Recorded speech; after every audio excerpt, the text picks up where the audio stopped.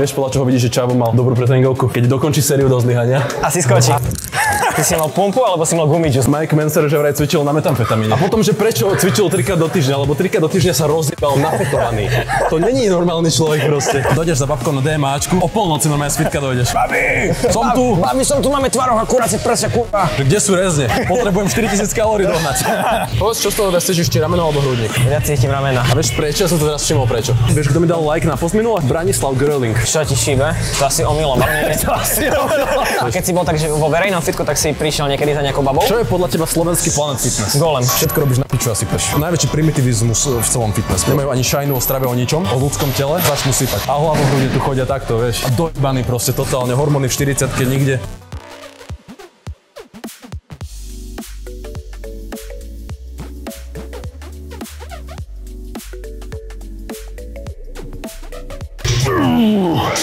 To už som aj cítil, že riadne. Na konci. Kamoško, ale vieš, podľa čoho vidíš, že Čavo mal dobrú pretréningovku? Keď dokončí sériu do zdvíhania. Asi skočí. A vieš, jak skončí, vieš, jak zíde z toho stroja?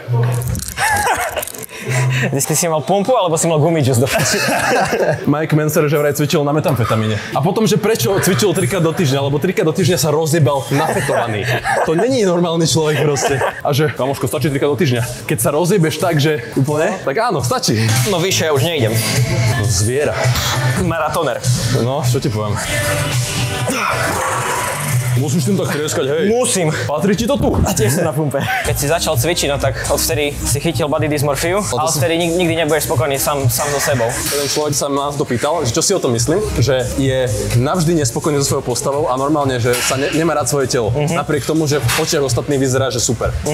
A ja hovorím presne to, že kámo, to, že si spokojný so svojím telom, neznamená, že sa už nechceš zlepšovať. Ľudia hovoria, že sú väčšine nespokojní a to je dobre, ale byť väčšine nespokojný neznamená byť nešťastný, že deprimovaný, že aký som malý body dysmorphia. Ale to má každý tak, že vyzerá dobre, keď cvičí, no. Ale v hlave je nespokojný stále, vieš. No čo proti tomu robiť, tak to sa ti musí niečo stať, aby si to pochopil. Asi sa ti musí niečo stať, lenže ja som si tak hovoril, že mne sa niečo stalo a ja to teraz tým ľuďom môžem povedať. Ale budú ma tí ľudia počúvať? Väčšinou sa tebe musí niečo stať, aby si to reálne zobral z toho niečo. A to je proste human nature, že môžu ti 800 krát povedať, že vieš, chodíš 400 km za hodinu na aute po diaľnici. Mamka ti hovorí, že Janko, nechoď tak rýchlo tým autom, no však policajti ti jebnú pokutu, tak to ťa možno trošku usmerní, ale aj tak nič ťa nepoučí, iba to, keď normálne najebeš tým autom a rozlameš si chrbticu a potom sa z toho 3 roky dávaš dokopy, tak to ťa poučí. Alebo to, že skoro zomreš. To ťa poučí. Ale to, že ti mamka povie alebo kamaráti povedia, že počuj, Jany, že máš pekné auto, ale zabiješ sa na ňom, keď tak rýchlo budeš chodiť. Tak si povieš, že hej.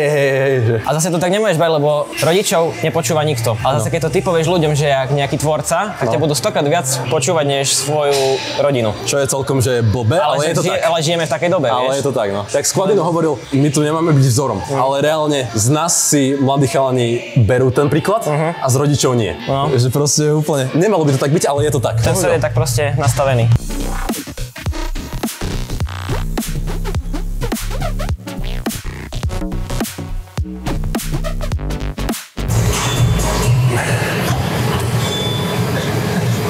Taký úsmev. Vôbec mi nevyhovuje ten stroj, pán kokotina. Vôbec nie je optimálny. Ja som ti to rozprával, že je to také na piču, ale je to dobré svetlo. Vidno priority. Kámoško, tam vzadu je lepší stroj, ale není tam dobré svetlo. Nemôžem tam cvičiť, není tam dobré svetlo. Ja ešte poexperimentujem s tou výškou toho. Ramena som si dobre napumpil. Až na to, že to je chest press. No to vôbec nevadí. Však Davidka už dával dobré video o tom. Ja som to nechcel spomínať znova. Že ktoré stroje sú dobré a ktoré moc nie. No. Je to pičovina.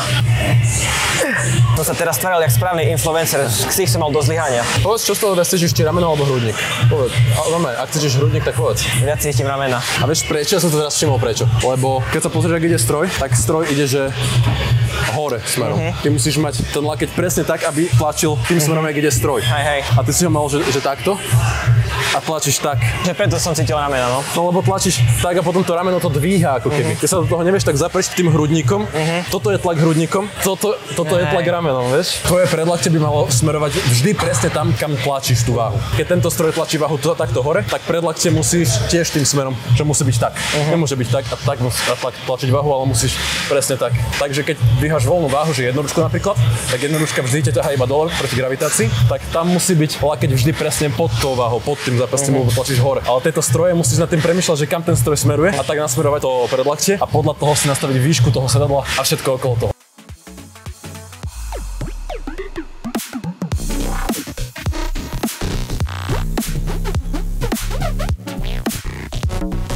Ja cvičím doma. A keď si bol takže vo verejnom fitku, tak si prišiel niekedy za nejakou babou? Jasne. A vo fitku je to dobré, lebo vo fitku sa najľahšie oslovujú dievčatá. Jak máš tie memka, že cvičíš s týmto a baba úplne inde, nie? Ale tak ale nech vieš, ako oslovia.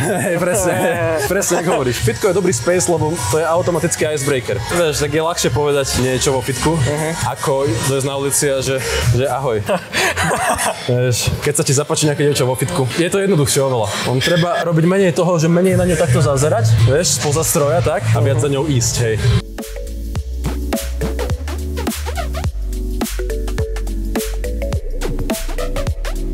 20 dáme na prvú? Môžeš, hej. Asi to nebude najťažší stroj. Nie, čo si, úplný chill. 20 na jednu stranu a 2 desky na druhú stranu. Kurva, no tak nebola tam 20. Čo si úplný oný? Ja to vymením. Idem to vymeniť, hej. Ja to vymením, pohodu. Mám tu 20 tuto. Ale kamo, to je iný typ 20. Ježiš To Maria. nemôže byť, kámo, to nemôže.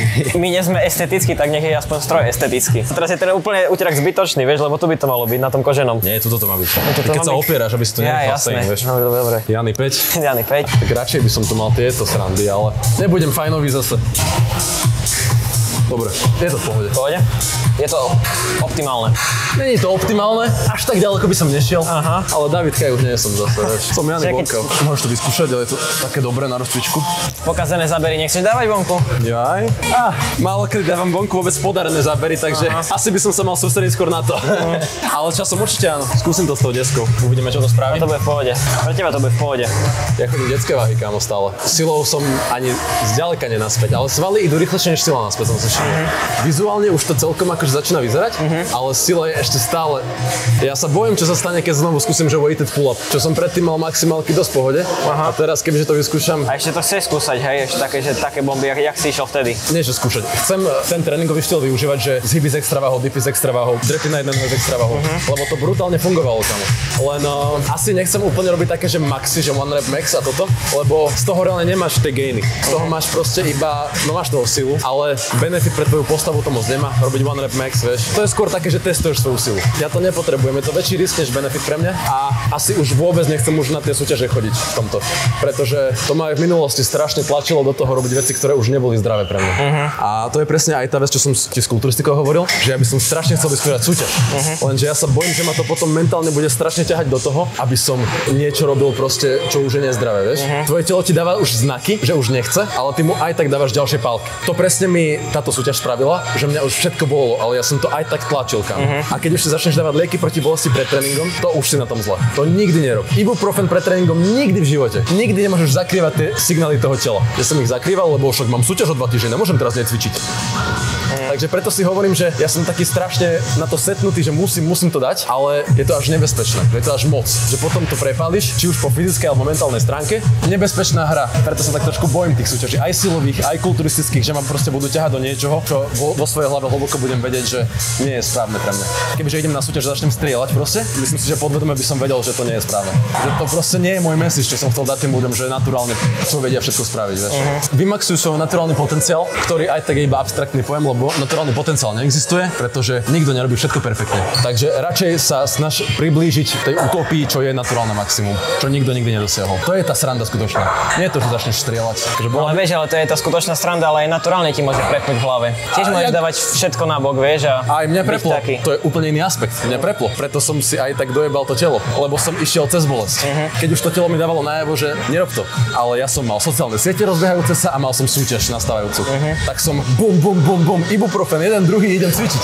Takže proste aj bez sipajdy. Sú rôzne spôsoby, ako sa dohondiť. Mentálne, fyzicky, jak hovorím. Však to je to, že väčšina ľudí to berie nezdravo to fitko. Ľudia zaraďujú, že život do fitka a ty to máš brať úplne naopak.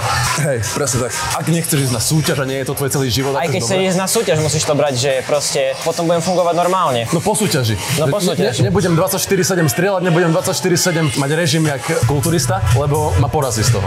Však aj Kryžo sa najebe.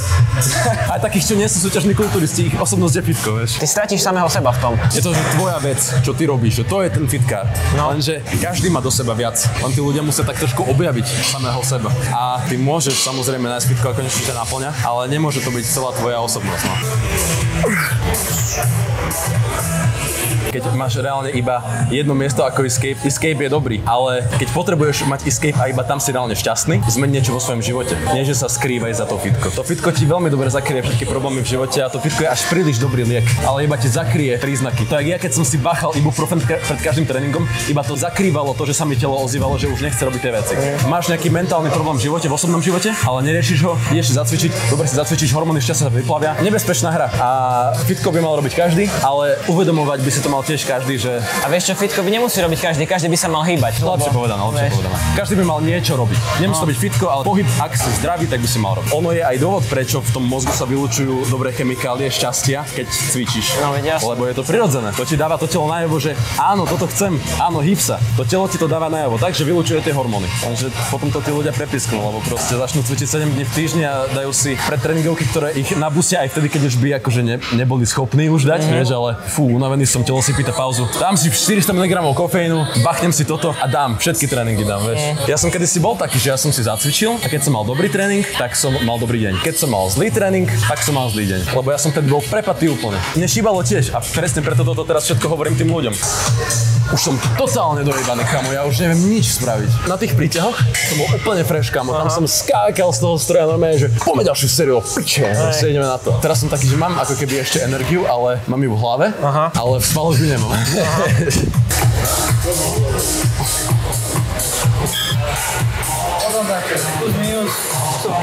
Áno, dobre, a kde dáme? Nejaké dobré svetlo musíme nájsť. Estetické svetlo je tam vzadu. Ja teraz YouTube teraz začínam točiť, vieš? Podcasty mám zhliadnuté. Áno, fakt? Tak to si najviac vážim, kámo. Mám viac hostí tam dostať a bude to dobre. Slovenská fitness scéna nie je až taká široká. Koho by si tam tak rád videl, napríklad povedz? Páčok Mes.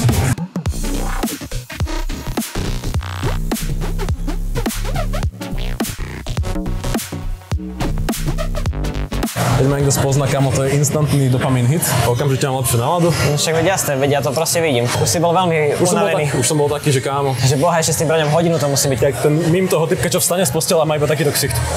When you wake up and you realize you're injured. Ten sa zobudil a že... To som bol ja pol roka proste. Každé ráno, kamo. To som zobudil a že...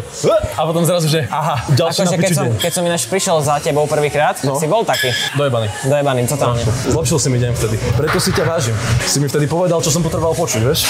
Lebo ja som nikomu vtedy nehovoril, že mám problém. No, vtedy si sa odmlčal, zmizol si. To je najhoršie, čo môžeš spraviť. Akože nikdy som nezmysel úplne, ale mal som veľmi neaktívne obdobie.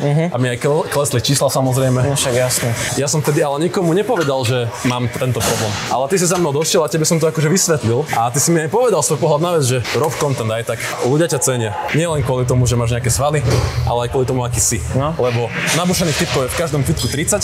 Typkov, čo vedia zaujať aj tými svalmi, ale aj niečím iným ešte, tak tých nie je veľa. Vieš, takže som si povedal, že máš pravdu. A napriek tomu, že nebudem robiť content, ktorý by som chcel, tak nejaký content robiť budem. A nebudem mať 300 000 videní, budem mať že 20-30 000, ale kašlem na to, tí ľudia, čo ma sledujú kvôli mojej osobnosti, sú aj tak tí ľudia, ktorých tu najviac chcem mať na tých sociálnych sieťach, vieš. A to, že niečo má menej videní, je aj tak oveľa lepšie, ako to, keď sa proste odmlčíš, lebo si zlaknutý. Ja ti to chcem nejak oplatiť, lenže vieš, čo je blbé? Že na sociálnych sieťach dneska už nefungujú shoutouty. No však vôbec. Môžem vám povedať, že dajte Braňovi follow, ale koľko z vás to reálne spraví vy?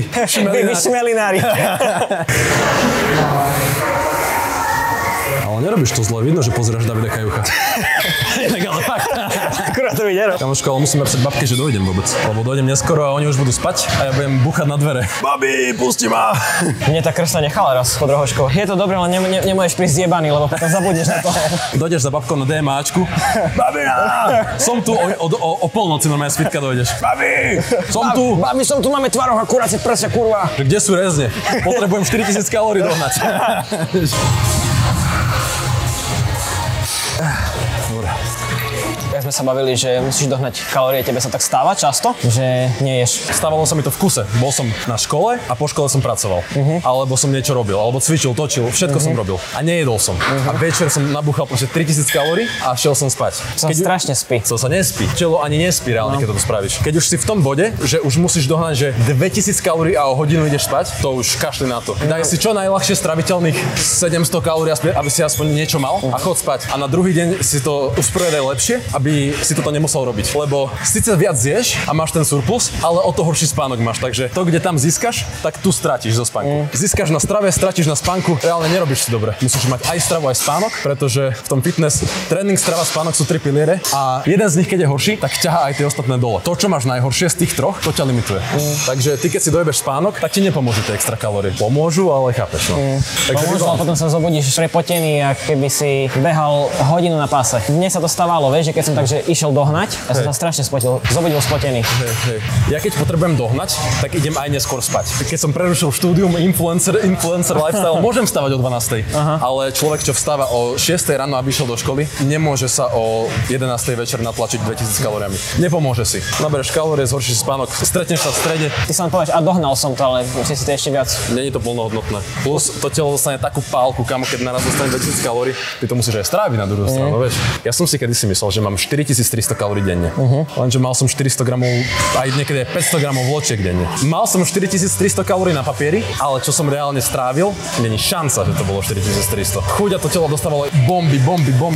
Toľko chyb som robil, kamo. Na piču som spal. Veľa som jedol, ale vôbec som to nevedel spracovať. Rýžovú kašu, nie vločky, keď už chceš držať toľko kalórií, vieš. A to som nevedel. Ja som mohol byť už úplne inde teraz vo fitness. Napriek všetkým veciam, čo som robil, zle som sa niekam dostal. Ale teraz už viem, ako strašne zle tie prístupy boli. A napriek tomu som vedel spraviť progres a hovorím si, že na čo by niekto sypal. Na Kiu Máriu, keď nechceš súťažiť, na čo? Všetko robíš na piču a sypeš, vieš. Proste najväčší primitivizmus v celom fitness proste. Keď čarovci, čo nemajú ani šajnu o strave o ničom, o ľudskom tele, začnú sypať proste. A hlavou tu chodia takto, vieš. A dojebaný proste totálne, hormóny v 40-ke nikde. Trošku intenzívne sa ukludním, trošku ideme cvičiť.